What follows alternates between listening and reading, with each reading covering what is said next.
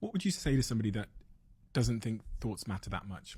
I would say 95% of the world plus, or maybe more, 99% of the world plus sees thoughts as something that we are, it's my head talking. It's me talking in my head. And as long as I don't act on those thoughts, they're inconsequential. I would say then that's the truth. Is it the truth? I don't know. But for me, my thoughts do matter. I think every thought that you have makes a chemical. And you can have thoughts that make you feel good and thoughts that make you feel bad. And I think that if 90% of the thoughts that we think are the same thoughts as the day before, the same thoughts lead to the same choices. The same choices lead to the same behaviors. The same behaviors will create the same experiences.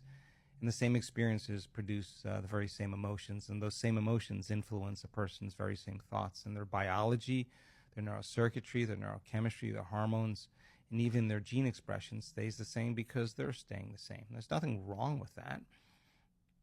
But I do think that if you think differently and you learn new information and you have new thoughts, if you can make new choices and demonstrate new behaviors and create new experiences and arrive at new goals and feel new emotions, I would say that's evolution.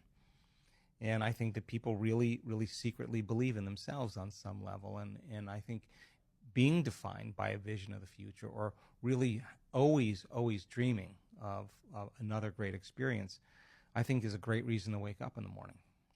I've had lots of conversations with very smart people on this podcast from multiple disciplines, psychiatrists, psychologists, athletes, health practitioners, and they've given me such great advice which is irrefutable scientific advice on so many areas of my life. And for some reason, there's still areas of my life that I still can't act upon that advice. And I think probably for most of my listeners who've heard great advice on this podcast and they think, yes, that's who I want to be. I have an intention to stop eating sugar at 1 a.m. at night, or I have an intention to become organized or to be this kind of friend or partner. They have the information. Right. There's something stood in the way of me doing something about that information on a regular basis. Yeah. Well, I can give you a few answers for that. Unfortunately, it normally takes crisis, trauma, disease, diagnosis, betrayal, loss. A person has to reach that lowest denominator where nothing's making that feeling go away. Has to.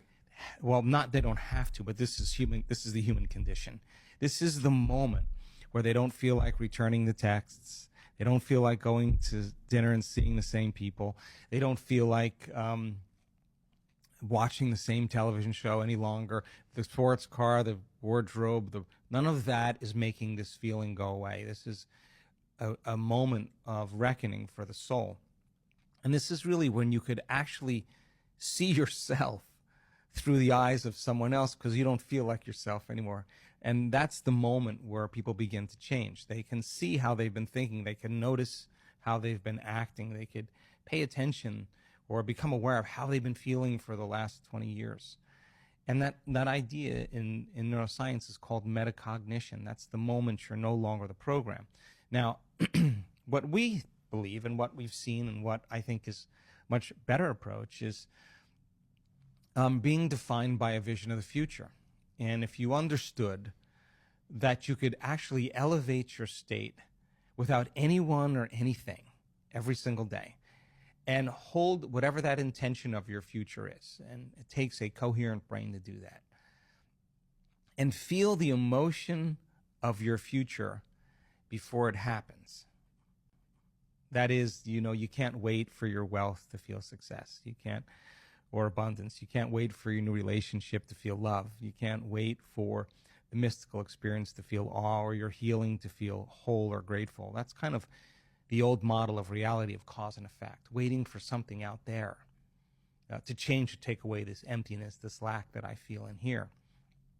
If you teach people, then they could elevate their state, and we teach that model through meditation. And they can combine that clear intention with an elevated emotion and teach them how to make that heart of theirs more coherent. If they do that properly, then they'll live their life feeling like their future has already happened. Now, from that elevated state, instead of that self-limited state, they can become as conscious of that unconscious self as they could if they were at that limited state. And being defined by that vision of the future getting up every day inspired by it, and not letting any person, any circumstance, anything in our life remove us from that vision, that would be a day well lived. So then, most people then, they have that vision of the future, but they give up on that vision because in order for them to arrive at that vision, they have to do something. They have to think differently. They have to act differently. They have to feel differently. And it's so much easier to make the same choice every single day. And the hardest part about change is not making the same choice as you did the day before. And the moment you decide to make a different choice, you're going to feel uncomfortable because you're stepping from the known into the unknown.